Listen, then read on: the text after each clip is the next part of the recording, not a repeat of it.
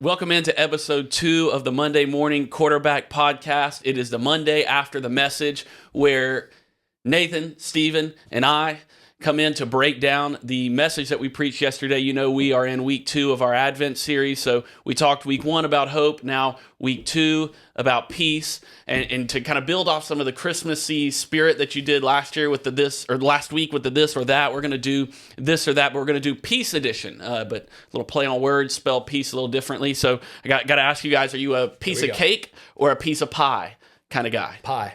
Pie? Yeah, pie guy. Okay, sure. Pie guy. All right. So now Except for pumpkin pie. Oh, gross. I hate pumpkin pie. All right, we're going to come back to that later when we have our confession time. We'll come back to that later. Now we want piece of chocolate or piece of salty. So salty versus sweet. What do you think? Salty. Sweet. No, salty. Really? Gotta have it. Really? So that okay? So that's not what I was salt expecting. tooth? Is that a thing? Bacon? Yeah. Yeah. I'll choose okay. bacon All right. over Yep. any candy. Yep. Yeah. Amen Uncle to that. Bacon. All right. Uncle Piece Bacon. of now we're going piece of pizza. Do you want thin crust or thick crust? Piece of pizza. Do you want the thin, like really crunchy, crispy pizza crust, or do you want it to be kind of doughy and thick pizza crust? What y'all got? I like that hand-tossed thick crust. Yep. I'm That's with what you on that. that's I like what the thin. I want the toppings. You can leave the bread off, actually. I'll just eat the toppings. Oh, no, The that would be cheese sauce and and the meat. pepperonis? Yeah, I'll do gross. that. Yeah. So No, I'll take the no. cracker crust. All right, so now would you rather have someone offer you a piece of advice or a piece of encouragement? So think about it like a piece of advice would be they're telling you what to do, whereas a piece of encouragement would be the boost needed to do whatever it is that you know you need to do. It's a win-win. True, yeah, true. Hard choice. I could use some advice. That's what I like. I like Okay. some good, strong. So if you got some advice Some for great Stephen, advice, put yeah. it in the comments. Yeah. Yeah, I'm advice too. I want to get better. Yeah. Tell me how to get better. Wow, interesting. I would probably be the other way around. I would be thinking about motivation because oftentimes I know what I need to do, but I need that motivation to do it. So Yeah. or maybe the problem is I don't know what I need to do, and I It's need a some win-win. better advice. But yeah, you're right. All right, so last one. I think this one is good, especially as Christians, as pastors. So would you rather have a piece of the action, as in you want to be a part of the process, but you don't get to see the end result? So you're all a part of the process, but you don't get to see the finished product. Or do you want a piece of the glory, where you're at the end, you see the finished product, but you don't have much role to play in the process at all? Which one would you guys be? I'm a starter, so I want to help you get it off the ground, and then I'm good handing it to you and let you seeing it to the end. Okay. So definitely starter. I Yeah. get fired up about starting things. All right. Yeah, I'm hands-on. I like to get involved in the work, and if it's not finished yet, that just means there's still work to be done. So yeah. That excites me more. Well, that's probably the right answer as Christians anyways, because we're not the one that gets the glory. We're the one that just does the work and gives the glory to Jesus anyway. So, all right, that's the peace, this or that edition. And we talked about peace yesterday, not P-I-E-C-E, but P-E-A-C-E as the Advent word. I was preaching with Romans 5, as will be the case for all of Advent, but we also touched on Luke 1, so I'm interested to know what you guys talked about. Nathan, what was the verse in the passage that you preached on? And while you share that with everybody listening and watching, what is one thing that you wish that everybody could hear? So if you had somebody that was at the North Campus yesterday or at the Walkertown campus, and you could play them a 2 to 3 minute clip of your message, like, do it right now. Give me that opportunity. So we started in Isaiah 9:6, that famous passage where in the Old Testament we are foretold about the birth of Jesus, and Prince of Peace is one of the words. And so even throughout the Old Testament, peace is associated with Jesus. Jesus made a bold claim in John 16:33 that despite the fact that we'll have many troubles in the world, that you can find peace in him. And I mentioned something, man, if I could summarize the message, I think we have the wrong definition of peace. Because when you look in the world, look in the news, forget the world. How about your world? When you look at your family, your friends, your finances, your job, your relationships, I bet the majority of you would not use the word peace to describe it right now. In fact, it looks almost like, since Jesus said, as soon as I show up, we will have peace and you will have peace, it looks like we've been moving in the exact opposite direction of that for the past 2,000 years. Like, it's getting worse. And so did Jesus overpromise and underdeliver? Like, is this just like wishful thinking that Jesus said, oh no, when he comes, he will be the Prince of Peace and peace will be here. And Jesus said, in me, you can find peace. dude, I don't know if I'm missing it or what, but peace is not how I would describe many areas of my life. And so what we did at South Fork yesterday is to back up and really define peace from a biblical perspective. The world says peace is lack of war, lack of chaos, lack of anxiety. But the Bible, the most famous word in the scriptures for peace is shalom, which means completion and wholeness, nothing broken, nothing missing. And Jesus makes the bold claim that everything could be going crazy around you, anxiety, chaos, like terrible in culture. And yet you and I, through Jesus, can still experience peace. Yeah. Man, I wish that we would redefine the word peace to a biblical definition. And I think that's the only way that for us, peace is going to be unobtainable. If not, Jesus is a liar and the Bible didn't do what he said he was going to do. So we know that's not true. Right. So if Christians can reorient their definition of peace to what Jesus described it as, and it can only be found in him, then I believe most people can find what they're desperately looking for. Yeah, yeah. All right, Stephen, what about at Walkertown?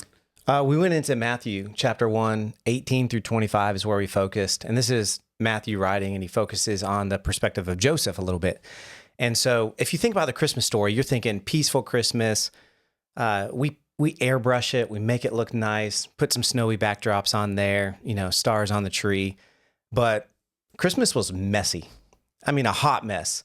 I mean, think about this. If you think about it, when God enters the picture, the story just gets crazy, gets messed up. Mary and Joseph have a bright future ahead. God enters the picture. Now she's pregnant before they're married.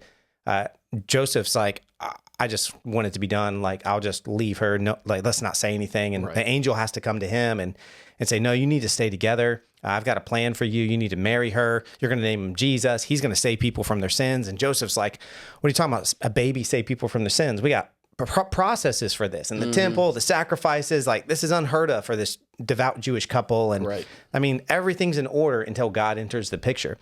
And so I think we have to be reminded, and that it even gets messier after that.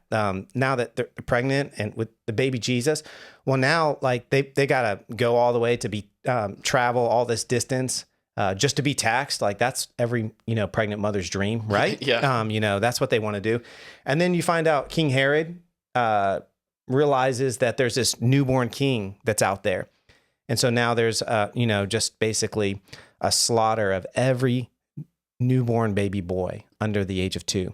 Merry Christmas. Yeah. Where's the carol for that one? Right. Like we don't sing that one, do we? And so we have to realize that often God's peace disrupts everything.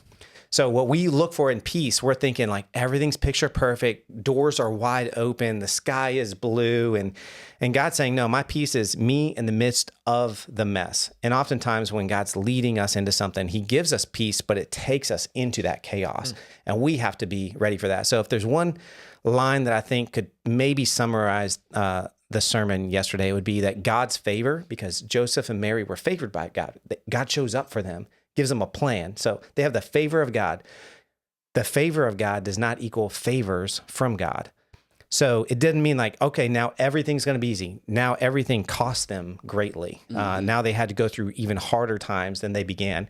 And it just, reminds us of what a Christian life full of peace actually looks like. It's God with you in the middle of life's mess. Yeah, yeah. Well, if you were at the North Campus yesterday, go check out South Fork and Walkertown's podcast. Go listen to that sometime this week. And if you were at Walkertown, go listen to the South Fork and North Campus podcast. If you were at South Fork, go listen to the other two. It's great to have that 3 different opinions and 3 different ways to look at the perspectives on peace and hope, and next week joy. So go deeper now that we've talked a little bit about what you said. If you could have put one extra thing in the message, I know that we all have to edit.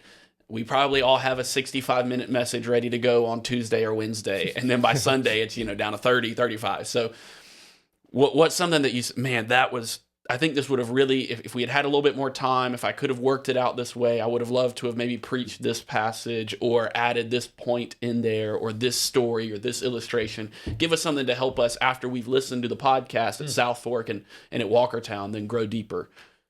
Yeah, I wish I had a little more time to add on to the end, because I close with this analogy of luggage versus baggage. And what robs us of our peace and what Jesus promises us. Because in Ephesians 2:14, Paul tells us that when Jesus came, he brought peace with him. And so I made that comparison to like when you go on a trip. I noticed that when you check your baggage in, when you check your suitcase in, they call it luggage. But when you come back to the airport, they call it baggage. So you go down to baggage claim, but you take up your bag when you get to the airport, and it's called luggage. Luggage I've never noticed that. stands for where you're going. It's what you need to prepare you. But baggage is what you brought with you home from the trip. Mm-hmm. And so one of the things that I know that robs us of our peace is the baggage from our past. And I think it's so beautiful that Paul mentions in Ephesians 2:14 that Jesus' luggage is peace. And in this great exchange, when Jesus says, hey, take my yoke is easy, my burden is light, that's Jesus' invitation to say, hey, bring me your baggage, your past, your shame, your guilt, your remorse, and I will switch it. I'll give you my luggage, which is my peace. And I wish I had some more time to dig into like, what is the baggage in our past that robs us of our peace? Yeah. Because peace seems so elusive, and we're like, do you want peace? Of course. It can be found in Jesus. Okay, great. So what's the breakdown? What robs us of that? And I think it's that baggage. It's whatever it is in our past, and everybody has baggage, and everybody has different baggage. And so to be able to take some time to say, all right, so here's the 3 or 4 areas that you're collecting baggage from your life, that if you would identify those, like just open up that suitcase and be like, all right, so these are the things that I'm carrying in my life, and I need to, if I'm ever going to have peace, I'm going to have to learn how to surrender that.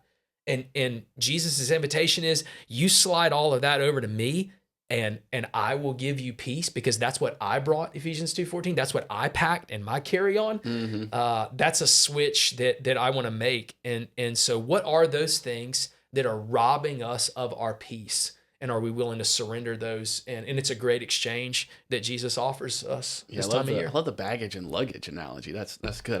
Next time I'm in an airport, I'm gonna look for that. Yeah. Like, where's baggage claim? Where's luggage drop off and all that? And I'll take a picture. Send it to you. Stephen, what about at Walkertown? If you could help the crew that's listening to the Walkertown message grow deeper, something that you wish you could have added in there, what is it? Yeah, I probably would have spent more time explaining about that God's peace requires costly obedience for us. And I probably would have shared examples of even just my own life, or maybe making people think about their decision to follow Jesus and walk with him and the kind of peace that they have. But with exchange, I mean, I think your illustration is actually really good for this. What they have exchanged for that. It's been a good exchange, but it's been costly. Some things you're going to have to leave behind. And it's more than just a belief, like, oh, God's peace, it's so great, and I love the Lord. He's my life, but it's walking in step with him. And as soon as I began to actually follow Jesus and live for God, like my life had to start aligning with that. And so I had to make these changes, and in all kinds of areas that I probably would have liked to explain more about, but those things were hard. Like life got harder, actually. I think that just catches people off guard when they give their life to Jesus, that like, well, you're going to have to leave that. You're going to have to go here. You're going to have to give. You're going to have to serve. You're going to have to deny yourself. And I would have just given more examples of like how that is a real reality so that people could relate and understand. But yet I've had the peace of God in the midst of all of that, and I would never trade it back. Yeah, I had the same struggle in doing that, where I wanted to give like 6, 7, 8 different examples of, all right, so now that we've proven this one point from scripture about peace.